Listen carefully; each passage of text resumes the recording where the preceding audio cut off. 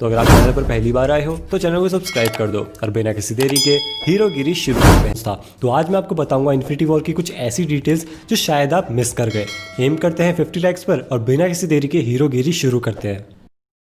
Thanos जब Wakanda आता है तब वो हल्क बस्टर को बड़ी सी रॉक में फंसा देता है और रोडी के आर्मर को भी डिसेबल कर देता है। लेकिन जब थैनोस वहां से चला जाता है तो दोनों ही सूट वापस वर्किंग कंडीशन में होते हैं। ऐसा इसलिए क्योंकि जब थैनोस वहां से जाता है तो उसके स्टोन्स का इफेक्ट खत्म हो जाता है और इसका प्रूफ है ये सीन। यहाँ थैनोस मैंटिस और ड्रैक्स को रिबन और ब्लॉक्स में ट्रांसफॉर्म कर देता है, लेकिन जब वो वहां से जाता है तो वो नॉर्मल शेप में आ जाते हैं। बहुत लोगों को लग रहा था कि हल्क बस्टर और वॉर मशीन का नॉर्मल हो जाना एक प्लॉट होल है या फिर थैनोस ने टाइम स्टोन यूज़ किया था उस वजह से ये पॉसिबल हो पाया, पर ऐसा नहीं है। सही रीज़न मैं आपको बता चुका हूँ। E3 जिसने कि म्योनिर, स्टॉर्म ब्रेकर और इन्फिनिटी गॉन्टलेट जैसे पावरफुल इक्विपमेंट्स बनाए, उसने कहा था कि स्टॉर्म ब्रेकर बायफोर्स समन करने में सक्षम है और स्टॉर्म ब्रेकर के फॉर्जिंग मोल्ड पर हम बायफोर्स के पैटर्न को भी देख सकते हैं।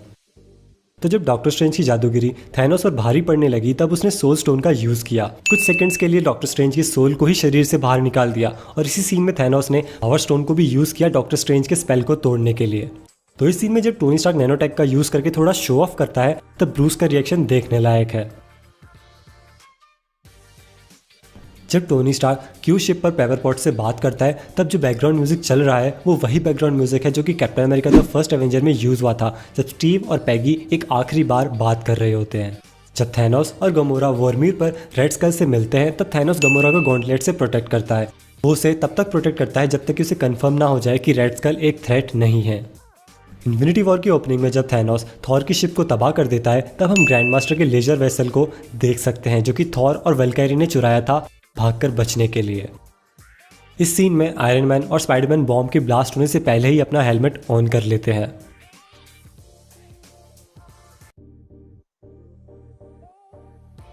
थैनोस ने टोटल 6 बच्चों को अडॉप्ट कर रखा था, जिसमें से 3 लड़कियां हैं और 3 लड़के। मतलब थैनोस को हर चीज में बैलेंस चाहिए।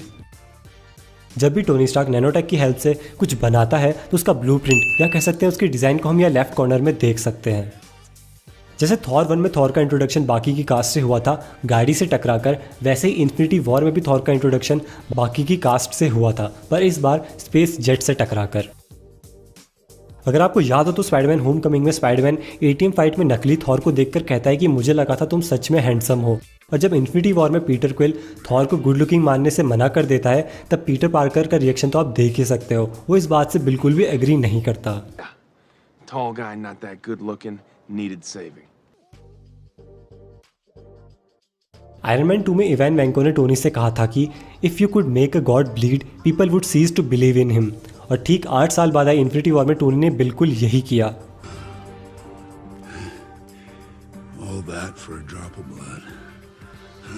इन्फिनिटी वॉर में जब गार्डियंस ऑफ द गैलेक्सी को पहली बार स्क्रीन पर दिखाया जाता है तब वो एक गाना गा रहे होते हैं, रबर बैंड। ये गाना ऐसे लड़के के बारे में है जिसे चिढ़ाया जाता है क्योंकि वो ओवरवेट है, और मूवी में कुछ समय बाद पीटर क्विल को भी इसी बात पर चिढ़ाया जाता है। थैनोस के इस हमले के बाद ये तीनों बेहोश हो जाते हैं और पीटर इन्हें संभालता है, लेकिन जब पीटर स्टार लॉर्ड को अपनी तरफ खींचता है तो काफ़ी कंफ्यूज नजर आता है। ऐसा इसलिए क्योंकि टाइटन की ग्रेविटी कम थी और पीटर ये समझने में थोड़ा लेट हो गया, इसलिए वो कंफ्यूज था कि पीटर क्विल अब तक नीचे क्यों नहीं आया और हवा में क्यों फ्लोट कर रहा है। तो ये एक फनी डिटेल है। इस शॉट को जूम करके देखें तो साफ पता चल रहा है कि थैनोस नेचुरली टकला नहीं है, वो शेविंग करके आया था। अब मुझे तो ये सोचकर हंसी आ रही है कि थैनोस आखिर कैसी हेयर स्टाइल रखता था। इस सीन में टोनी ने अपने जैकेट के नीचे एक टी शर्ट पहन रखी है, लेकिन फाइनल बैटल के वक्त वो टी शर्ट गायब हो जाती है।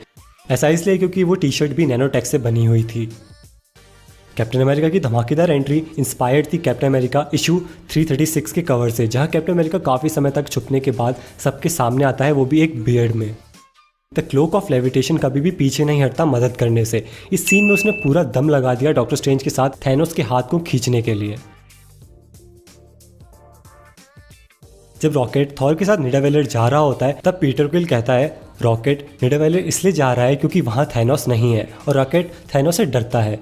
फाइनल बैटल में सिर्फ रॉकेट ही ऐसा कैरेक्टर था जिसने थैनोस के सामने आने की हिम्मत भी नहीं करी। तो ये सीन देखकर तो मुझे जेरिको मिसाइल की याद आ गई, और शायद टोनी की ये छोटी छोटी मिसाइल जेरिको से ही इंस्पायर्ड है।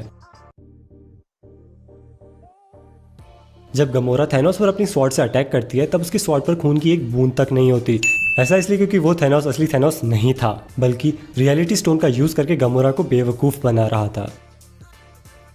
तो जब ब्रूस बैनर सैंक्टम सेंक्टोरम में क्रैश करता है तब हम बाइफरोस्ट के मार्किंग को देख सकते हैं और इसी सीन में स्टीफन स्ट्रेंज के नॉर्मल कपड़े उसके सूट में कन्वर्ट हो जाते हैं और क्लोक ऑफ लेविटेशन भी उसके पास आ जाता है। इसका मतलब यह है कि स्टीफन स्ट्रेंज ने आई ऑफ अगमोटो को पहन रखा था और एक स्पेल का यूज करके उसे छुपा भी रखा था। जब थैनोस को सभी इन्फिनिटी स्टोन्स मिल जाते हैं तब थॉर उस पर हमला कर देता है और इसका जवाब देते हुए थैनोस भी सभी इन्फिनिटी स्टोन्स को एक साथ यूज करके एक बीम फायर करता है और ये बीम वाइट कलर की होती है, यानी कि सभी इन्फिनिटी स्टोन्स को कंबाइनली यूज करें तो एक न्यूट्रल कलर की बीम फायर होती है। कैप्टन अमेरिका सिविल वॉर में जो मूव कैप्टन अमेरिका ने यूज किया था स्पाइडरमैन के अगेंस्ट, सेम वही मूव थैनोस ने भी यूज किया।